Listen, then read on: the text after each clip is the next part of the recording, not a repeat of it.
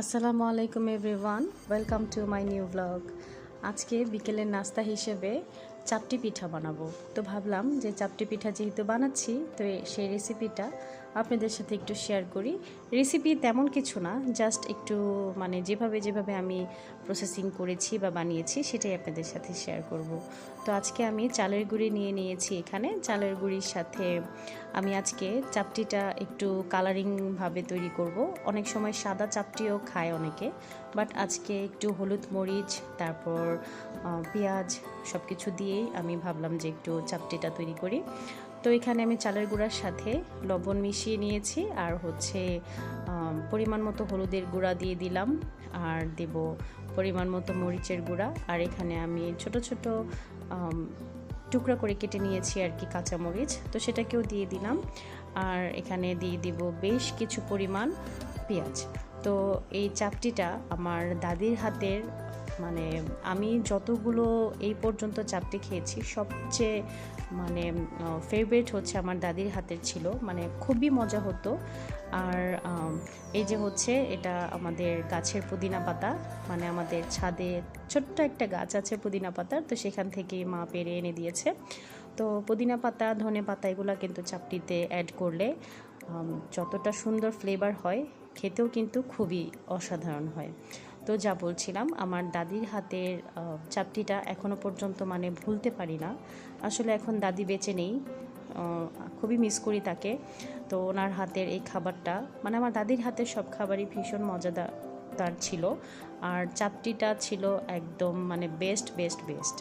তো ওইখান থেকে মানে দাদির মতো তো আর এত মজা করে রান্না করতে পারি না। তো যাই হোক, ওইভাবে একটু রেসিপি দিয়ে মানে মাঝে মাঝে একটু ট্রাই করি এই আর কি। তো এখানে কিন্তু সব উপকরণ একসাথে মাখিয়ে নিয়েছি, মানে একদম শুকনো গুঁড়োগুলো একসাথে মিক্সড করে নিলাম। এখন হচ্ছে বেশ কিছু পরিমাণ পেঁয়াজ কুচি দিয়ে দিব, কারণ পেঁয়াজ কুচিটা চাপটিটাকে কিন্তু মজাটা খুব বেশি বাড়ায়। তো পেঁয়াজটা একটু বেশি দিলে মজাটা খুব বেশি হয়। আর এখানে আমি পুদিনা পাতাটাকে একদম কুচি করে কেটে দিচ্ছি। কুচি করে কেটে দিলে মিশতে খুব সহজ হবে, তো সেজন্য আমি একটু কুচি করেই কেটে দিচ্ছি।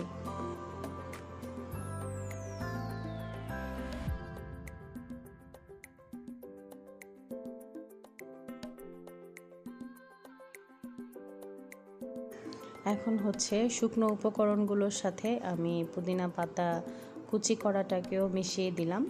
এরপর হচ্ছে আস্তে আস্তে এখানে অল্প অল্প করে পানি দেব এবং সম্পূর্ণ মিশ্রণটাকে মিশিয়ে নেব।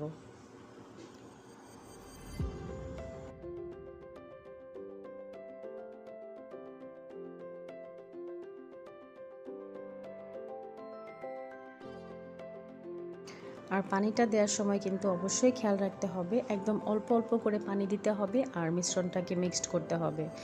আপনারা যদি একসাথে অনেক বেশি পরিমাণ পানি ঢেলে দেন তাহলে কিন্তু একদম বেশি লিকুইড হয়ে যাবে, তো সেক্ষেত্রে কিন্তু চাপটিটা খুব একটা সুন্দর হবে না। এর টেক্সচারটা বুঝে তারপর কিন্তু অল্প অল্প করে পানি অ্যাড করতে হবে। এই যে দেখতেই পাচ্ছেন, আমি কিন্তু একদম অল্প অল্প করে এখানে পানি অ্যাড করছি। আর সব সময়ের মতো আজকেও কিন্তু হেল্প করছে আমাকে আয়ানের বাবা, কারণ আমি একা হাতে এত কিছু ভিডিও করতে পারি না। ও যদি আমাকে একটু হেল্প না করে তাহলে আসলে আমি এত কিছু করতেই পারবো না। তো আজকের যেভাবে মিশ্রণটা খুবই সুন্দর হয়, ঠিক ওইভাবেই মিশ্রণটা আমরা আজকে করে নিয়েছি। ঠিক এরকমই একটা মিশ্রণ হবে চাপটির, এর বেশি যদি লিকুইড হয়ে যায় তাহলে কিন্তু চাপটিটা খুব একটা সুন্দর হয় না।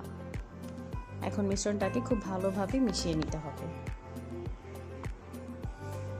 আর মিক্সড করতে করতে আমার কাছে একদমই সাদা মনে হচ্ছিল মিশ্রণটাকে, তো সেজন্য আমি আরও একটু হলুদ মরিচ গুঁড়া অ্যাড করে দিলাম, যাতে করে এর কালারটা আরেকটু চেঞ্জ হয় আর আরেকটু সুন্দর হয়।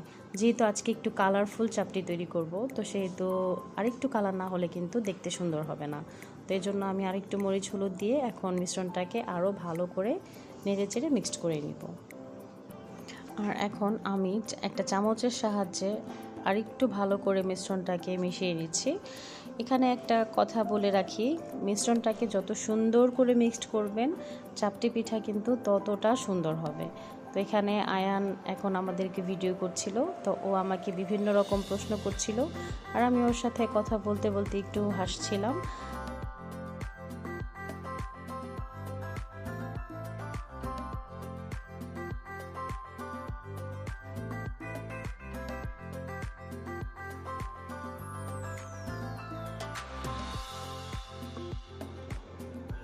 আমি এখন চাপটিটা বানানোর জন্য যেই ফ্রাই প্যানটাতে আমি সব সময় রুটি তৈরি করি ওই ফ্রাই প্যানটাই নিয়ে নিয়েছি। আপনারা চাইলে এখানে লোহার যে তাওয়াগুলো আছে সেটাও নিতে পারেন। তো লোহার তাওয়া আমার নেই, তো সেজন্য আমি এখন রুটির ছেঁকার যে ফ্রাই প্যানটা ওইটাতেই তৈরি করে ফেলবো। আর আমি প্রথমে একটা চাপটি দিয়ে দেখেছিলাম যে ঠিকমতো উঠে আসে না, একটু লেগে লেগে যাচ্ছিল। তো আমি তলাতে একটু মানে ফ্রাই প্যানটাতে একদম সামান্য পরিমাণে একটু তেল দিয়ে তারপর সেটাকে মুছে নেওয়ার পর এখন কিন্তু চাপটিগুলো খুব সুন্দর হয়েই উঠে আসছে। তো এক এক করে আমি সবগুলো চাপটি কিন্তু এখানে বানিয়ে কমপ্লিট করে ফেলছি। একদম গোল গোল শেপ করে দিতে হবে, এতে করে কিন্তু চাপটির শেপটা খুব সুন্দর হয় আর দেখতেও খুব সুন্দর হয়।